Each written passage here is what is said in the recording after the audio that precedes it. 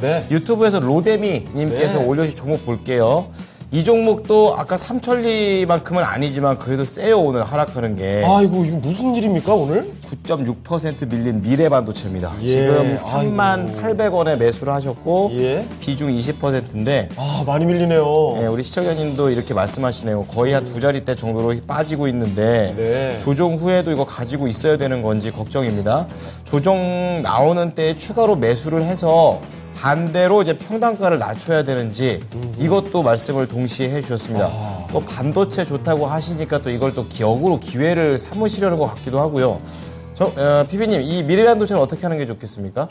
네, 우선 이제 미래반도체 같은 경우에는 앞에서 저희 이야기 방금 봤던 예시들보다는 양호하다라는 말씀 먼저 드리고 시작하겠습니다.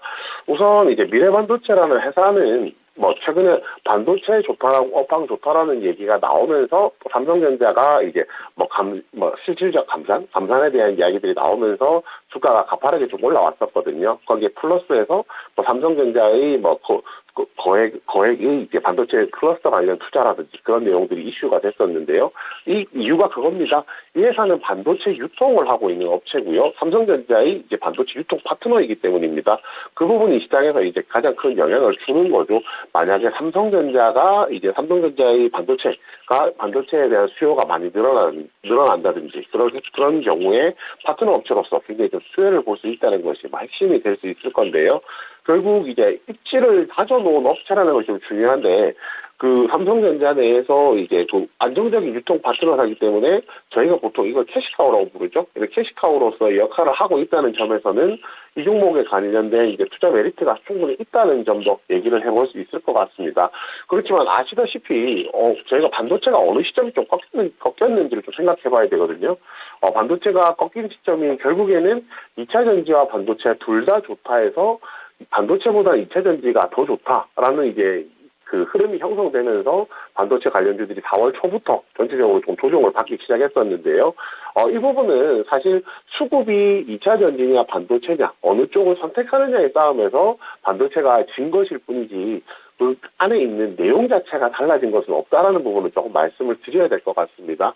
결국에 이제 삼성전자의 이제 반도체 전략이라든지 이런 부분은 앞으로도 계속 그대로 이어질 것이고요. 또 심지어 대규모 투자도 앞두고 있다는 것도 저희가 이미 알고 있는 상황이죠. 그리고 정책적으로 보았을 때도 K-칩스법이라든지 이런 내용을 본다라고 하면 다시 이제 재차 상승할 수 있을 여지는 충분히 있다라고 판단합니다.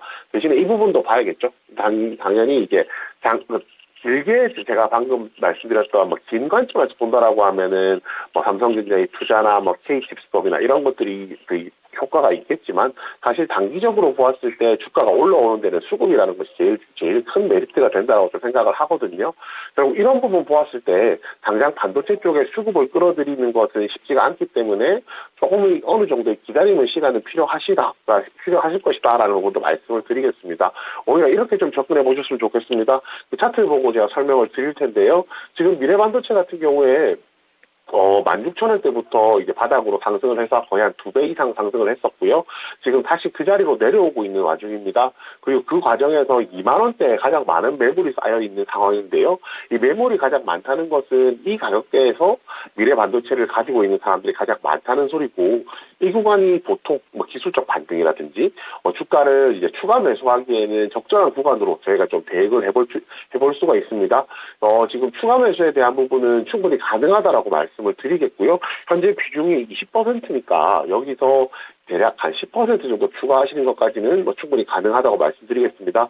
그리고 먼저 섣부르게 추가 매수를 하시는 것보다는 20,000원대까지 내려왔을 때 이제 추가 매수하시는 것도 권해드리겠고요. 그리고 여기서 무한정 계속 내려오진 않을 거잖아요. 그러면 반대로 이제 반등을 하는 구간이 있을 수도 있겠죠.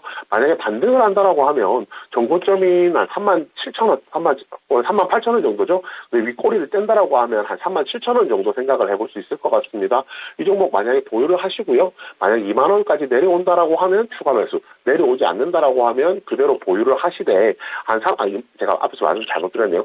27,000원이 아니라 37,000원대 정도면은 정고점이기 때문에 여기서 한 비중 10% 정도 줄여가시면서 대응하시기를 권해드리겠습니다. 네, 우리 로데미님의 종목 미래 반도체와 관련해서 이제 가격의 위치를 중요 포인트를 좀 잡아드렸으니까요.